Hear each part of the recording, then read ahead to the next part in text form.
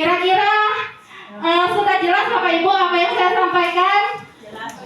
Oke, ada tanggapannya boleh? Tanggapannya boleh dari Bapak Kepala Sekolah. Ada masukan kira-kira untuk apa yang sudah saya lakukan?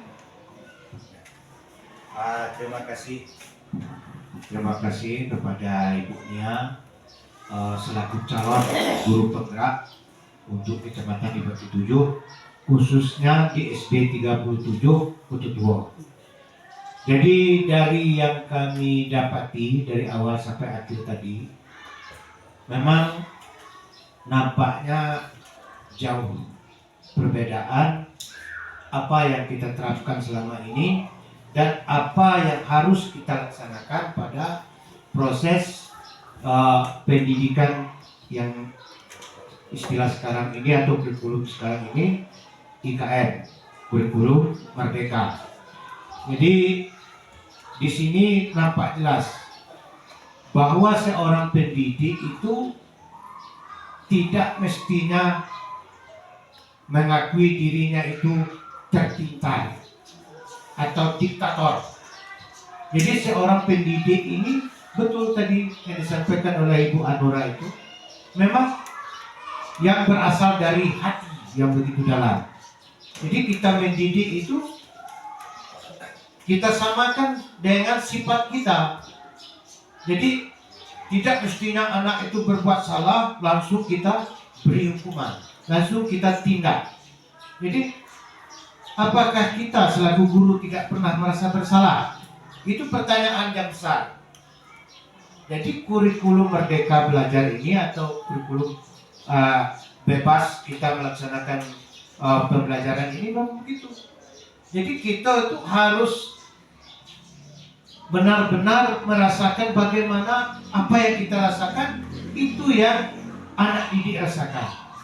Jadi kalau sudah ada antara tadi itu antara keyakinan antara murid dengan guru pasti berhasil. Jadi itu perbedaan antara pendidikan kami. Maaf ya, kami yang sudah lama di sini mungkin seperti Ibu Asyana, Pak Jamrod yang sudah beberapa kali melaksanakan perubahan kurikulum, itu nampaknya di sini memang dari kurikulum KTSP ke kurikulum K13 ke kurikulum sekarang ini Merdeka Belajar memang banyak perubahan. Nah itu jadi kami juga merasa di sini selaku Assalamualaikum warahmatullahi wabarakatuh. Terima kasih Bapak Ibu sudah meluangkan waktunya di sini. Saya Nia Amelia, CGP Angkatan 9 Kabupaten Kerinci akan menyebarkan pemahaman mengenai penerapan pengalaman budaya positif di lingkungan sekolah kita. Next. Nah, ini Ibu, kita lebih ke sharing ilmu yang kami dapat di pendidikan guru penggerak, kami bagi sama Bapak Ibu. Jadi ilmu itu tidak sebatas untuk kami saja, emang harus dibagi dengan Bapak Ibu guru di sekolah. Jadi selama kami melakukan pendidikan guru penggerak ini yang kami pelajari. Satu, perubahan paradigma belajar. Yang kedua, disiplin positif. Yang ketiga, nilai-nilai kebajikan. Keempat, kebutuhan dasar manusia. Yang kelima, motivasi perilaku manusia.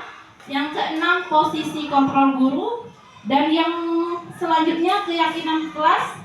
Dan yang paling penting di sini adalah segitiga restitusi. Next.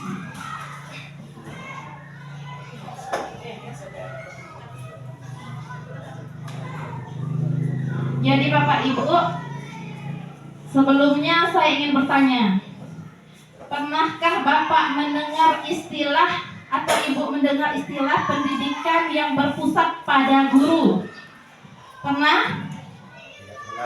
Belum. Oke. Pendidikan yang berpusat pada siswa? Pernah. Alhamdulillah. Di sini pembelajaran kita sudah berubah Bapak Ibu. Pembelajaran dengan paradigma baru, yaitu yang berorientasi pada penguatan kompetensi pengembangan karakter sesuai dengan dimensi profil pelajar Pancasila. Artinya apa? Ini dia. Semua dari pendidikan yang kita lakukan di sekolah bermuara di pendidikan Pancasila ini, Bapak Ibu. Yang pertama, bagaimana kita membentuk siswa kita beriman, bertakwa, dan berakhlak mulia. Yang kedua, bagaimana kita mampu menciptakan siswa yang berkebinekaan global. Dan yang ketiga, mampu bergotong royong. Di sini bergotong royong bukan hanya membersihkan ya, kerjasama, lebih luas dari itu. Semua bidang dia mampu bekerja sama, baik dalam pembelajaran maupun dalam semua kegiatan di sekolah. Selanjutnya ada kreatif. Bagaimana kita sebagai pendidik mampu memunculkan kreatif anak ini. Terus bernalar kritis dan mandiri. Next. Nah, ini yang sering kita salah pahami, termasuk saya sebelum mengikuti pendidikan guru penggerak ini. Kita beranggapan bahwa kita bisa mengontrol murid, Ibu. Ternyata itu salah. Ada makna kontrol yang kita pahami ini, kita mampu mengontrol murid. Contohnya, saya terapkan kemarin, saya juga belum paham. Karena ini yang saya anggap betul, maka saya lakukan gitu ya Bapak Ibu. Saya minta anak makan duduk. Saya sangka saya bisa mengontrol murid. Oh, artinya apa? Dia udah makan duduk, ternyata berulang. Bicara kasar, berulang. Sering kita dengar aduan datang ke kita, Bu, ini bicara kotor, Bu. Artinya apa? Kita sejatinya nggak bisa mengontrol murid, Bapak Ibu. Tidak bisa. Ini sudah dilakukan dan sudah dilakukan penelitian. Tidak bisa kita mengontrol murid. Yang kedua, ilusi bahwa semua penguatan positif itu bermanfaat. Jadi kita memberikan pujian itu bermanfaat, ya bermanfaat, tapi tidak bisa itu sebagai kontrol murid. Selanjutnya, ilusi bahwa semua penguatan positif itu efektif dan bermanfaat, dan kritik membuat orang merasa bersalah itu dapat menguatkan karakter. Tidak ya Bapak Ibu, ini hanya ilusi yang kita anggap benar selama ini. Ternyata itu salah. Kita tidak bisa mengontrol murid. Murid itu bisa kita kontrol karena dirinya mengizinkan dirinya dikontrol. Sejatinya kalau kita kontrol, contohnya anak-anak berbicara kasar, kita nggak boleh bicara kasar, nak. Dia nggak bicara kasar, tapi esokan hari dia melakukan lagi. Kenapa? Artinya kita tidak mampu mengontrol. Jadi bagaimana caranya? Kita lanjutkan.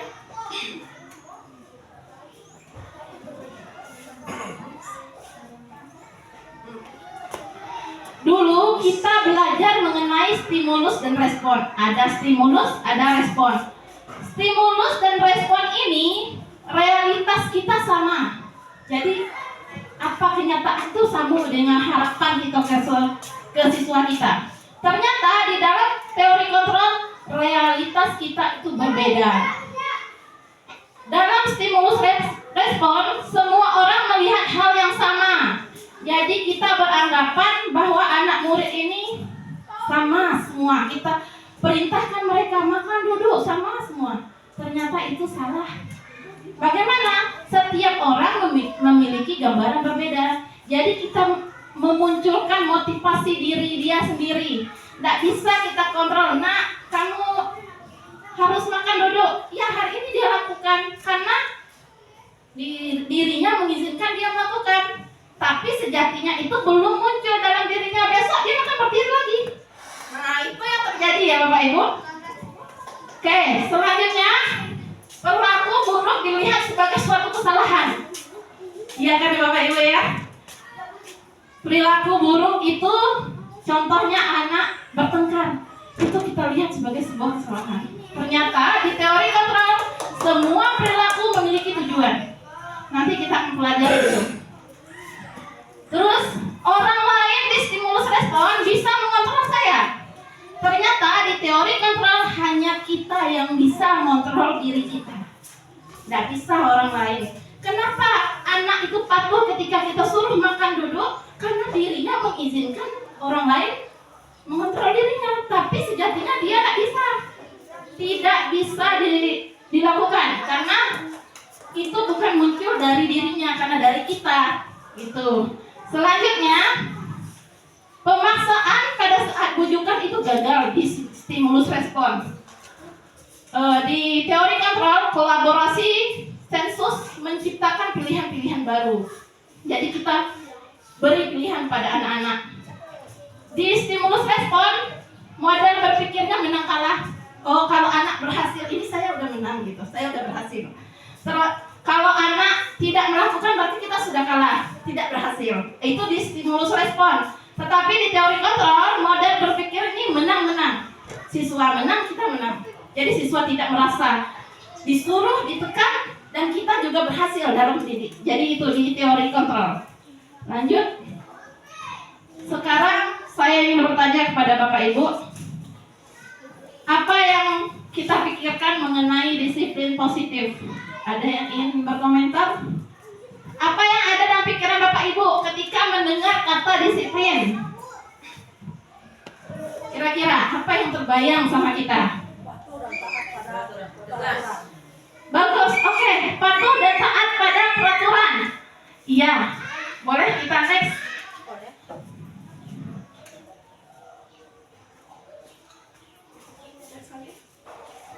Nah, ketika kita mendengar kata disiplin, yang terbayang di benak kita itu adalah yang dihubungkan kepada aturan, tertib, dan hukuman. Ya enggak? Ya, disiplin. Oh, kalau anak tidak disiplin, kita kena hukum, gitu kan? Nah, itu yang ada di benak kita selama ini. Disiplin berhubungan dengan peraturan, kepatuhan, dan hukuman. Nah, yang kita pelajari hari ini yaitu disiplin positif. Bagaimana disiplin positif? Tidak harus memberi hukuman, Bapak Ibu. Justru alternatif terakhir, kalau emang tidak ada alternatif yang kita gunakan semuanya gagal, boleh. Tapi kalau tidak perlu, tidak boleh dilaksanakan hukuman itu. Jadi disiplin positif ini tentang bagaimana kita membangun motivasi yang ada dalam diri anak. Jadi dia menyadari bahwa oh, ini harus saya laksanakan gitu. Tidak ada lagi aturan, kita hukuman ketika dia melanggar, ada hukuman tidak boleh, Bapak Ibu. Lanjut. Nah, menurut Bapak pendidikan kita Ki Hajar Dewantara, disiplin yang dimaksud adalah disiplin diri yang memiliki motivasi internal atau berasal dari dirinya sendiri. Jika kita tidak memiliki motivasi internal, maka kita memerlukan pihak lain untuk mendisiplinkan, atau motivasi itu berasal dari luar atau internal, bukan dari diri sendiri. Belum. Jadi selanjutnya, seorang pendidik yang memiliki seseorang yang memiliki disiplin, berarti mereka memiliki tanggung jawab terhadap apa yang mereka lakukan, karena berdasarkan pada tindakan mereka, yaitu nilai-nilai kebajikan. Jadi kalau anak-anak kita sudah memiliki disiplin, dia menyadari sendiri, oh ini tidak boleh gitu. Oh, ini tidak boleh saya lakukan. Nanti tidak perlu kita menyampaikan, nah, kamu tidak makan, harus duduk. Maksudnya mereka dia menyadari sendiri. Nah, tugas kita sebagai pendidik, bagaimana cara memunculkan motivasi yang ada dalam diri anak. Itu Bapak Ibu ya. Lanjut.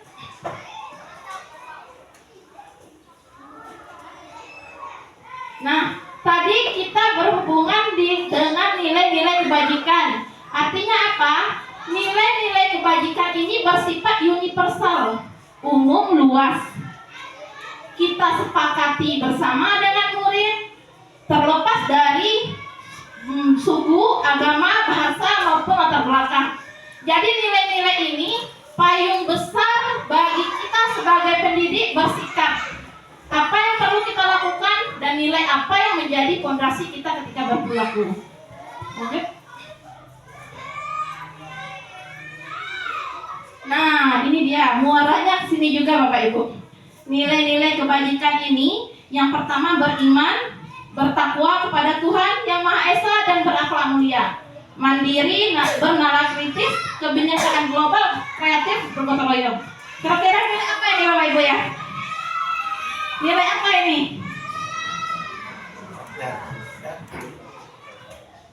Profil pelajar Pancasila P5. Ini dia Bapak Ibu. Jadi muara dari pendidikan kita tuh ke sini sekarang Bapak Ibu. Ada perubahan paradigma. Ini muara dari apa yang kita lakukan di sekolah ke sini semuanya. Ujung-ujungnya nilai-nilai kebajikan ini yang akan kita munculkan. Nah, untuk memunculkan itu, kita harus paham dulu Bapak Ibu, kebutuhan dasar manusia. Yang pertama itu untuk bertahan hidup. Benar atau salah kira-kira? Benar ya, kebutuhan dasar kita bertahan hidup. Kita menemukan siswa di kelas lemas, tidak aktif, tidak mau menulis. Kita tanya, jangan kita langsung, kamu ini pembalas. Tidak boleh Bapak Ibu, tidak boleh sama sekali. Karena mungkin kita dekati dengan cara personal, bertanya, bagaimana, kenapa ya kamu seperti ini? Mungkin dia tidak sarapan, karena kebutuhan bertahan hidupnya tidak ada. Gitu. Jadi kita pahami dulu kebutuhan dasar dia. Yang kedua, rasa sayang dan rasa diterima. Kita menemukan di kelas ada anak yang suka menyendiri, nggak mau bekerja sama, sendiri saja. Pokoknya dia mau sendiri saja, nggak mau dia berkolaborasi dengan teman, tidak aktif ketika di kelompok. Kita dekati, jangan langsung kita menyalahkan. Oh, kamu ini nggak mau ya kerja sama apa dengan teman, sini duduk sini. Nggak boleh Bapak Ibu. Mungkin dia tidak diterima dengan temannya. Mungkin temannya menganggap dia maaf, bodoh gitu. Kamu nggak bisa. Jadi rasa diterima itu penting kita pahami. Lanjut, yang ketiga, kesenangan, kebutuhan untuk merasa senang. Jadi ada kita temukan di kelas, itu termasuk kelas saya Bapak Ibu ya. Anak-anak itu bosan di kelas, ribut semuanya. Artinya apa? Kita pahami, mereka butuh kesenangan. Ada anak-anak lari-lari di kelas 1 terutama. Artinya apa? Dia butuh rasa senang. Nah, bagaimana cara kita melakukan pendidikan dengan metode yang menyenangkan gitu Bapak Ibu ya. Lanjut, yang keempat, penguasaan kebutuhan, pengakuan atas kemampuan. Jadi ini yang juara ya, yang ketua kelas ini dia. Dia butuh diakui, oh saya bisa gitu ya. Kita akui dia atas apa yang dia capai, itu kita akui dan kita hargai. Jangan kita biarkan saja gitu. Lanjut, yang kelima,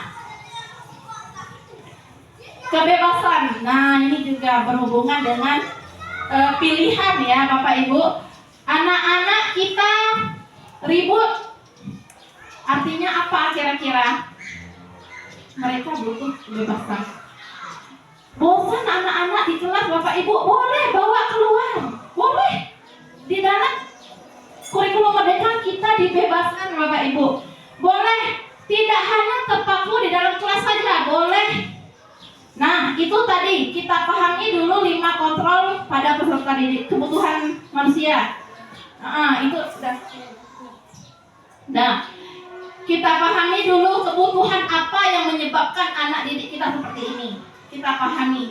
Selanjutnya, motivasi perilaku manusia. Kenapa anak kita ini sering terlambat contohnya? Kenapa anak kita ini nakal? Pertama, kalau seandainya anak kita terlambat atau dia cepat datang, mungkin dia takut untuk kena hukum, menghindari ketidaknyamanan. Oh, kalau saya datang terlambat, saya pasti kena hukum. Jadi itu bukan dari dia karena dia takut kena hukum tadi, gitu ya. Bapak Ibu bisa dipahami kira-kira? Bisa ya. Terus selanjutnya, untuk mendapatkan imbalan atau penghargaan orang lain. Oh, saya datang tepat waktu supaya Bapak Ibu guru saya memuji saya. Oh, saya datang tepat waktu supaya saya dibilang anak rajin. Itu masih motivasi dari luar Bapak Ibu. Semua itu yang dilakukan anak itu belum dari dirinya, dari luar atau motivasi intrinsik. Nah, bagaimana yang seharusnya? Yang seharusnya itu adalah menjadi orang yang mereka inginkan. Mereka bisa menghargai diri sendiri dengan nilai yang mereka percaya. Ini baru motivasi intrinsik. Artinya, saya datang ini karena saya harus menjadi pribadi yang lebih baik. Itu dari dia. Kalau karena takut kena hukum datang 7.30, dia datang jam 7 karena takut kena hukum, belum dari dia Bapak Ibu. Kalau mendapat imbalan atau hadiah, belum juga dari dia. Nah, kalau emang dari dia itu saya menghargai diri dia sendiri. Saya harus datang tepat waktu karena saya pengen jadi pribadi yang lebih baik. Itu baru dari diri anak ya Bapak Ibu ya.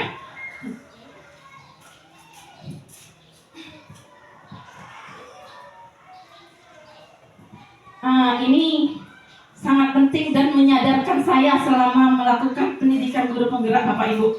Baru 1 modul ini Bapak Ibu, masih ada 2 modul lagi. Luar biasa ini ya Bapak Ibu ya. Hukuman, konsekuensi, dan restitusi. Mungkin selama ini kalau hukuman lah sering kita mendengar, konsekuensi juga sudah sering kita dengar. Yang terbaru itu restitusi, baru saya dengar Bapak Ibu. Nah, yang terjadi di sekolah kita pada umumnya itu hukuman. Kalau anak terlambat, sini nak, kenapa kamu terlambat? Ya, silakan bersihkan WC misalnya. Hukuman itu tidak terencana, tidak ada rencana, tiba-tiba muncul di benak kita sebagai pendidik.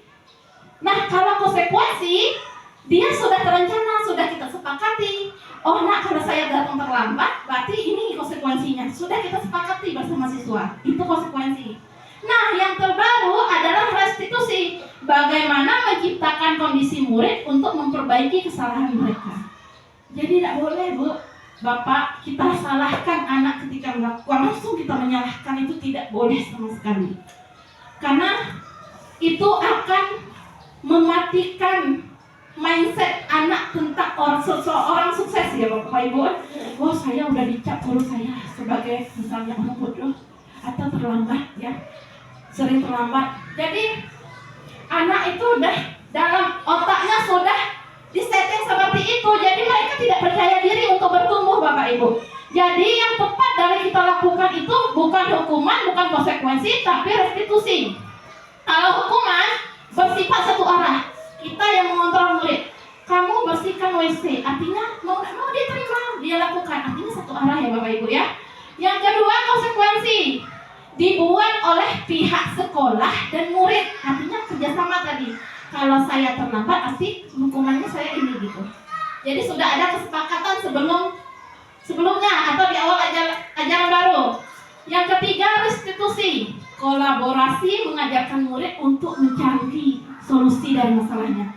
Jadi bukan kita yang memberikan solusi, kita ajak dia menemukan solusinya. Ini yang terbaru Bapak Ibu ya. Jadi tidak boleh lagi kita memberikan hukuman baik itu fisik maupun verbal. Kamu seperti ini, itu kan verbal ya. Dengan kata-kata itu verbal ya Bapak Ibu ya. Lanjut. Nah ini 5 posisi kontrol guru. Kira-kira saya berada posisi mana ya Bapak Ibu? Coba Bapak Ibu jawab sendiri. Apakah posisi Bapak Ibu di antara 5 ini? Yang mana posisi Bapak Ibu? Boleh saya minta pendapat Bu Mita? Yang mana menurut Bu Mita? 3, teman. Boleh lebih dari 1? Boleh. Teman. Ya, bagus. Bu Eni? Teman. Oke. Bu Arma boleh mengeluarkan pendapatnya mana posisi kita sekarang ini? Kira-kira yang mana posisi di antara 5 posisi kontrol guru ini, kita yang mana ya Bapak Ibu ya? Coba kita jawab sendiri. 2, pembuat rasa bersalah. Oke, bagus. Boleh. Pembuat rasa bersalah, teman dan pemantau. Oke, Bu Armanita. Oke, boleh Bapak Ramsul? Bapak Ramsul pilih yang mana posisi sesuai dengan diri kita. Kita dari di mana gitu ya, Bapak Ibu ya. 2 dan 4, pembuat, merasa bersalah, dan pemantau. Posisi, oke, bagus. Ada lagi? Oke, boleh kita next. Ayo kita lihat Bapak Ibu ya. Posisi. Ini ada sebuah kasus penerapan penerapan 5 posisi kontrol. Kasusnya, Udin setiap hari selalu datang terlambat ke sekolah. Nah, kalau kita sebagai penghukum Bapak Ibu, kita bicara seperti ini. Kamu ya selalu saja terlambat. Sana ambil sampah. Itu guru sebagai penghukum ya. Ucapan yang kita keluarkan cenderung nadanya lebih tinggi Bapak Ibu ya. Mimik wajah kita juga beda ya Bapak Ibu ya ketika ada siswa yang terlambat. Nah, kalimat seperti ini yang dikeluarkan guru adalah posisi kontrol penghukum. Yang kedua, pembuat rasa bersalah. Tadi ada yang milih pembuat rasa bersalah. Berapa kali ibu bilang atau bapak bilang kamu harus memberitahu kamu ya. Berapa kali bapak harus memberitahu kamu ya. Jangan terlambat lagi. Artinya apa? Memunculkan rasa bersalah dia. Artinya sudah kita ingatkan. Jangan terlambat lagi ya nak ya. Nah itu pembuat rasa bersalah, artinya dia menyadari, oh saya salah ya, kemarin sudah diingatkan ibu guru. Nah itu ya Bapak Ibu ya, itu pembuat rasa bersalah. Lanjut Bu.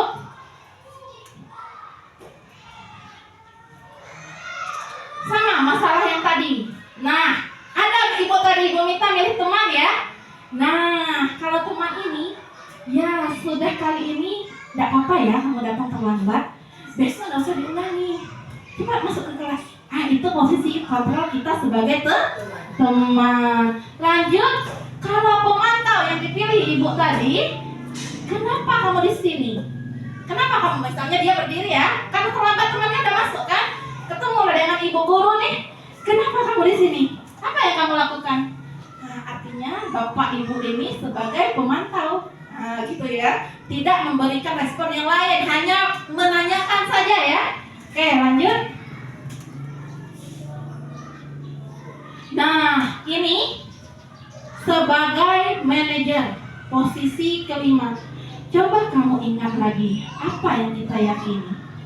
Apa yang kita yakini. Jadi di sini kita mengajak siswa berefleksi diri Bapak Ibu. Suruh dia menemukan kenapa? Apa yang kamu yakini? Sebelumnya kita udah buat kesepakatan ya nak ya.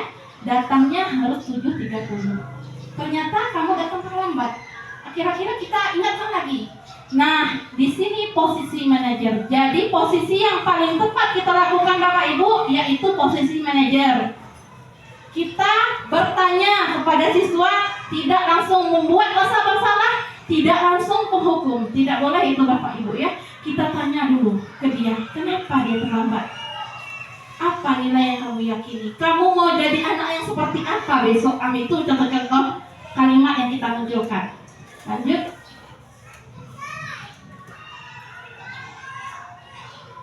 Oke. Ini saya ingin bertanya kepada Bapak Ibu. Selalu pasti kamu yang selesai terakhir. Kira-kira posisi apa ini Bapak Ibu ya? Yang dari 5 tadi? Pembuat rasa bersalahkah? Penghukumkah? Pemantaukah? Manajer atau apa lagi ya? Teman? Iya. Coba Bapak Ibu, saya minta tanggapannya Bapak Ibu. Selalu pasti kamu yang terakhir selesai. Apa kira-kira dari 5 itu? Boleh Bapak Ibu coba tebak. Selalu pasti kamu yang terakhir selesai. Oke. Apa itu Bapak Ibu? Pembuat rasa bersalah. Coba kita cek jawabannya Ibu. Penghukum. Ternyata itu adalah penghukum. Selalu ya, kamu yang terakhir selesai. Artinya kita udah menghukum dia, udah menanamkan, oh kamu juga. Artinya itu penghukum ya Bapak Ibu. Lanjut. Nah ini apa lagi ya Bapak Ibu ya? Ayo, ingat bantuan apa yang telah Bapak Ibu selama ini berikan kepada kamu? Kira-kira posisi yang mana ini Bapak Ibu? Yang ini. Ayo, Ingat tidak bantuan yang Bapak berikan tadi? Manajer? Coba ada yang lain? Coba, ayo ingat bantuan apa yang selama ini Bapak berikan? Iya, bagus Ibu. Teman. Coba kita cek ya. Teman. Tepuk tangan dulu untuk kita semua. Nah, lanjut pertanyaan. Nah, ini gimana nih Bapak Ibu? Gimana coba kalau orang tua kamu tahu kamu berbuat seperti ini? Gimana coba? Coba Bapak Ibu pikirkan lagi.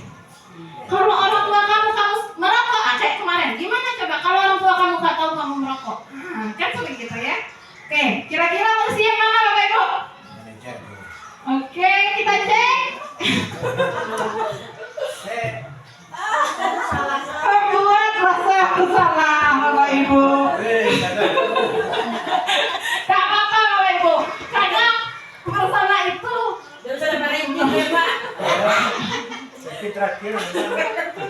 tak apa-apa.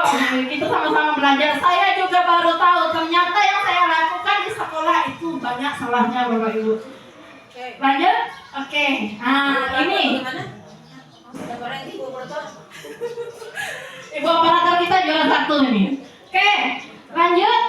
Jika kamu meyakininya, apakah kamu bersedia memperbaikinya?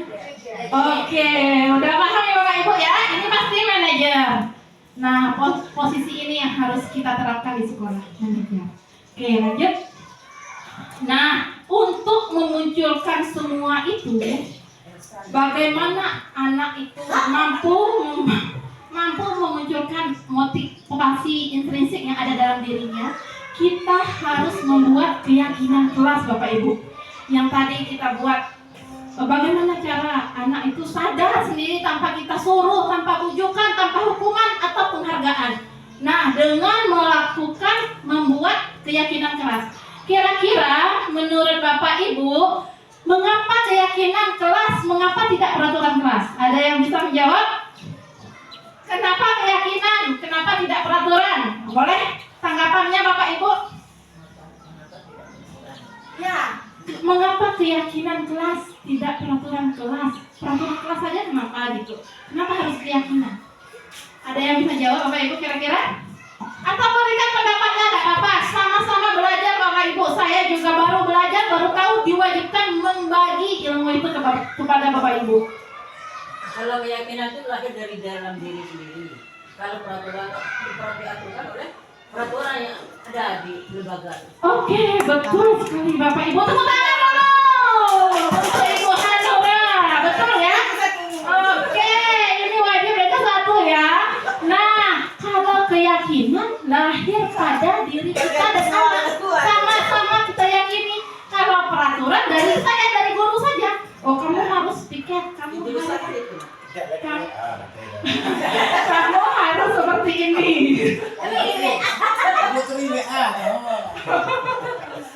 Oke, Bapak Ibu, betul ya Bapak Ibu ya. Kalau keyakinan lahir dari anak dan guru.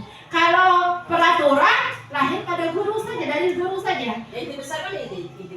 Iya, betul Bapak Ibu. Nah, pembentukan keyakinan kelas. Yang pertama, keyakinan kelas lebih abstrak dari peraturan. Lebih tidak terlihat dari peraturan. Yang lebih rinci dan konkret. Nah, yang kedua, keyakinan kelas berupa pernyataan-pernyataan universal yang sifatnya luas, Bapak Ibu ya. Yang ketiga, pernyataan keyakinan kelas senantiasa dibuat dalam bentuk positif. Contoh ya Bapak Ibu ya. Dilarang lari di kelas. Bisa kita rubah dengan kalimat positif. Lebih baik berjalan di kelas, Nak. Jadi tidak boleh kita buat keyakinan kelas dengan kalimat negatif. Jangan pernah di kelas. Kita buat berjalanlah di kelas. Nah, gitu ya Bapak Ibu. Jangan ribut, berusaha tertib di kelas. Kita rubah kalimat negatif itu ke dalam kalimat positif, Bapak Ibu ya. Jadi dalam keyakinan kelas ini tidak boleh ada kalimat negatifnya. Harus semua kalimat bersifat positif, Bapak Ibu.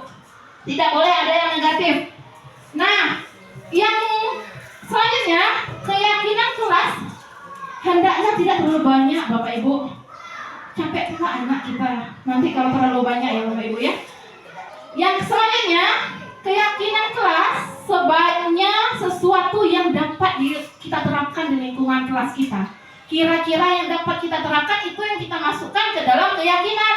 Jangan terlalu luas maksudnya itu. Tapi tidak kita terapkan, tidak usah dimasukkan Bapak Ibu. Lanjut selanjutnya, semua warga kelas hendaknya ikut berkontribusi. Artinya apa? Ketika kita membentuk keyakinan kelas di dalam kelas kita Bapak Ibu, boleh dengan cara seperti ini, kita bagikan kertas. Nah, nilai apa yang menurutmu ada di kelas kita? Bagikan satu-satu Bapak Ibu. Bagikan satu-satu, nanti kumpulkan, kita tempelkan, kita bacakan. Apa kira-kira nilainya? Yang kalimat negatif kita rubah dengan kalimat positif. Nah, yang terlalu jauh kira-kira tidak bisa diterapkan, kita buang, dan situ seleksinya ya Bapak Ibu ya.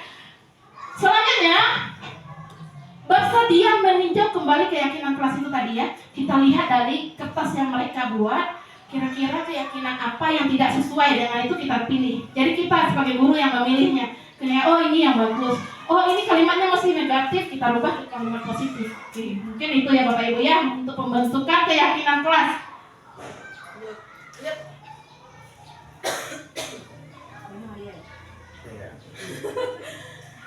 Ini yang terakhir Bapak Ibu, segitiga restitusi. Ini pernah saya bagikan itu videonya ke dalam grup kelas kita. Ada video link YouTube saya bagikan.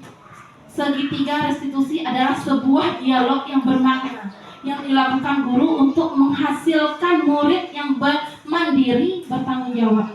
Ada saya bagikan ke grup kita contoh video yang revisi 3-nya, segitiga restitusi. Apa kegiatan dalam segitiga restitusi ini? Yang pertama, menstabilkan identitas Bapak Ibu ya. Yang kedua, validasi tindakan yang salah. Dan yang ketiga, menanyakan keyakinan. Kalau segitiga restitusi ini sudah ada, artinya keyakinan kelas harus sudah ada ya Bapak Ibu ya.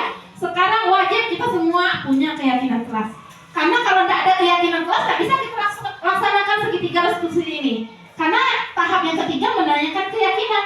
Gitu ya Bapak Ibu ya. Oke, lanjut. Yang pertama, menstabilkan identitas.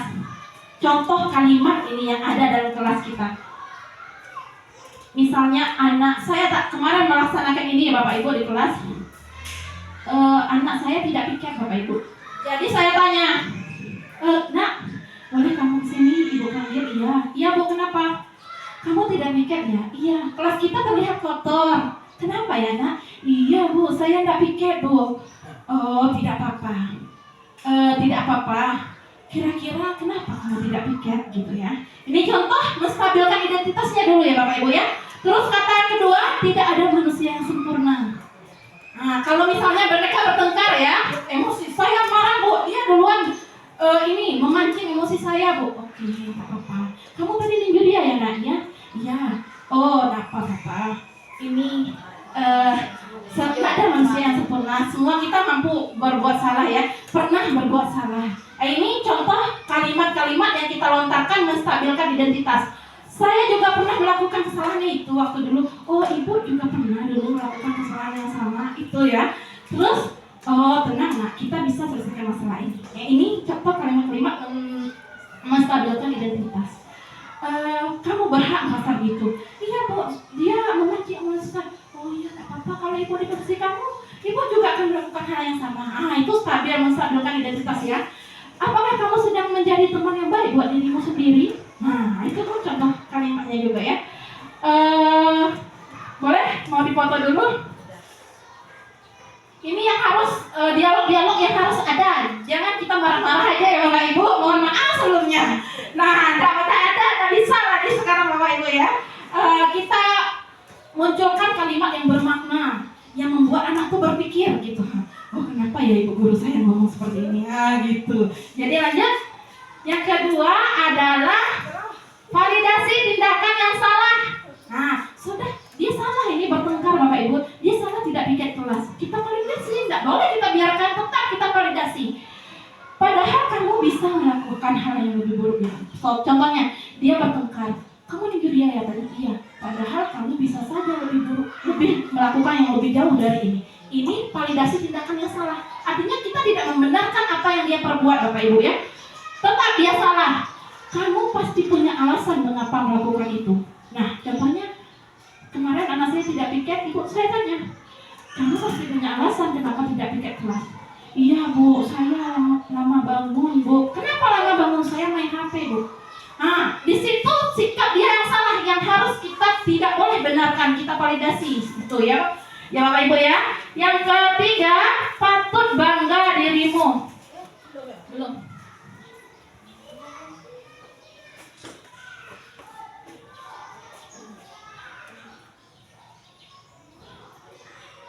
Oke, validasi tindakan yang salah nih ya.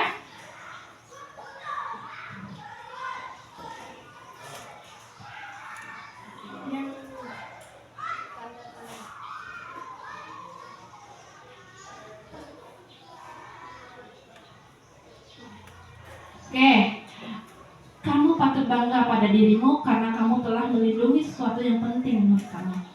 Misalnya contohnya, dia menghina orang tua saya Bu. Oke, bagus nak, kamu patut bangga pada dirimu. Kalau ibu di fungsi kamu, ibu juga tidak mau orang tua ibu dibilang seperti itu ya.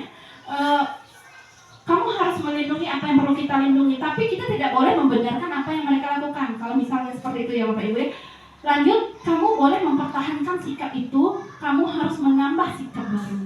Jadi, boleh nak, kamu marah itu wajar, tapi kamu harus mampu mengontrol dirimu. Tidak boleh sampai memukul pemana. Nah, gitu ya Bapak Ibu ya. Jadi di sini validasi tindakan yang salahnya seperti itu percakapannya Bapak Ibu ya, yang harus kita munculkan. Selanjutnya yang ketiga adalah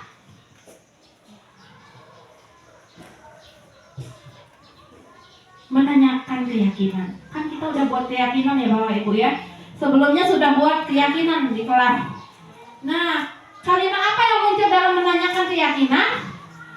Apa saja yang kita percaya sebagai kelas atau keluarga? Apa saja yang kita buat kemarin? Apa saja yang kamu yakini? Kan kita buat kesepakatan kelas ya Bapak Ibu ya. Jadi kita tanya, nah kira-kira kesepakatan kelas mana yang kamu langgar? Nah, kita menanyakan keyakinan. Oh iya Bu, maaf Bu, saya tidak menjaga kebersihan. Contohnya yang tidak kelas tadi ya. Oh iya Bu, saya melanggar kesepakatan kelas bagian kebersihan Ibu.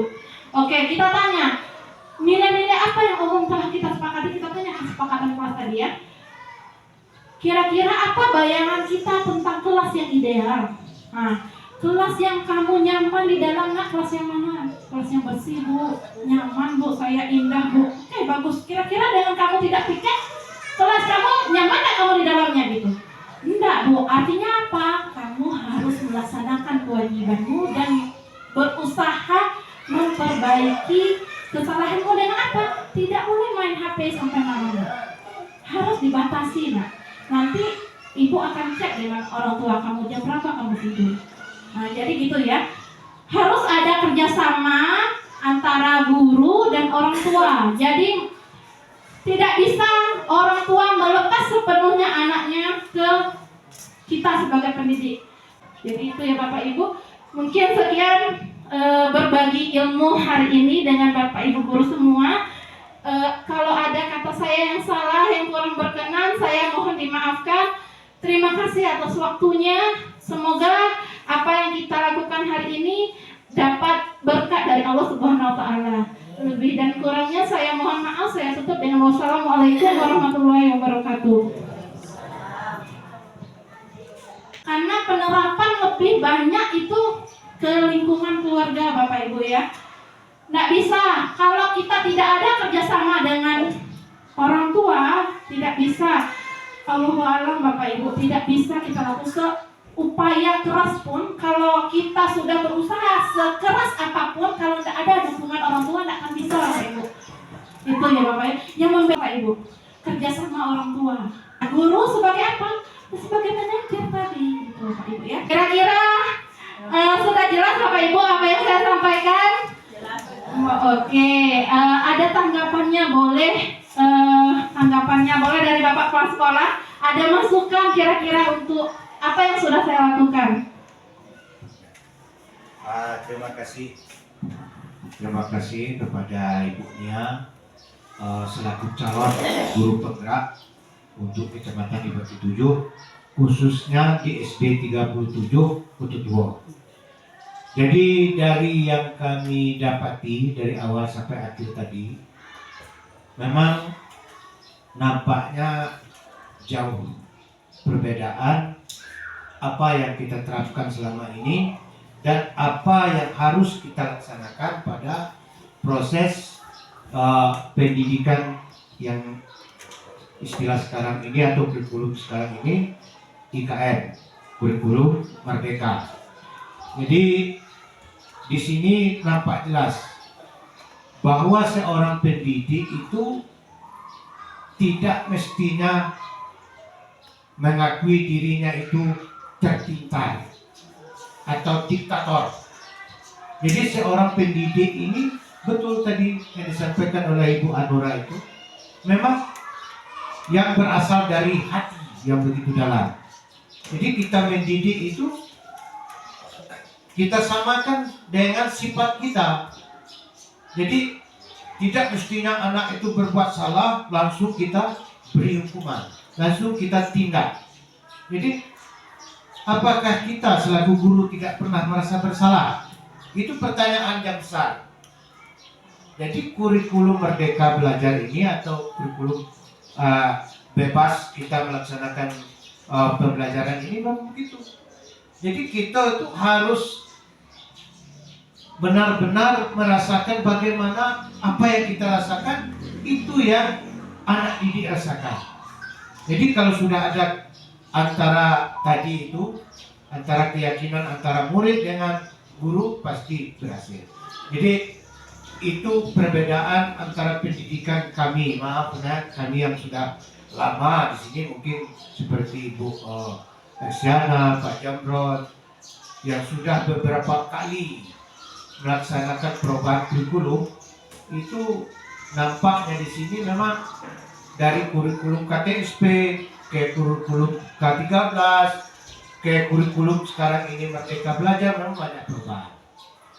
Nah itu jadi kami juga merasa di sini selaku majelis guru merasa memang banyak mungkin selama ini kesalahan-kesalahan yang kita laksanakan secara bersama. Mudah-mudahan ke depannya dengan adanya perwakilan kita, mari kita doakan bersama-sama semoga Ibu Nia ini bisa lulus nantinya menjadi guru penggerak. Jadi akan muncul lagi nanti Ibu Nia yang baru. Sekarang ini di SD kita ini ya, menurut penilaian saya itu bapak-bapak, ibu-ibu ini masih muda-muda semua. Kecuali kami ini berapa orang yang memang sudah dianggap istilahnya selaku orang tua lah di sini. Ya, sudah itu seperti Ibu Fitria, Ibu Tri, Ibu Mita, Ibu Weni, Ibu Sus. Ini orang-orang muda. Ya, mudah-mudahan kalian dapat menerapkan yang terbaik. Nah, dan itu harapan saya selaku guru juga kepada sekolah minta ke depannya mari kita tingkatkan. Ya, jangan kita menunggu. Kita pakai istilah bergerak. Seperti kemarin kita kesepakati SD 37 punya cita-cita, punya ini bahwa bergerak untuk maju. Mudah-mudahan tercapai ya. Jadi itu yang dapat saya sampaikan. Harapan kami semua semoga ibunya dapat menjalani proses dari modul ke modul untuk dapat doa kami supaya dapat lulus. Demikian, terima kasih. Wassalamualaikum warahmatullahi wabarakatuh. Terima kasih Bapak Kepala Sekolah atas tanggapannya. Semoga doa beliau saya bisa lulus terjawab. Kalian berbagi ilmu hari ini dengan Bapak Ibu guru semua. Kalau ada kata saya yang salah, yang kurang berkenan, saya mohon dimaafkan. Terima kasih atas waktunya. Semoga apa yang kita lakukan hari ini dapat berkat dari Allah Subhanahu wa taala. Lebih dan kurangnya saya mohon maaf. Saya tutup dengan wassalamualaikum warahmatullahi wabarakatuh.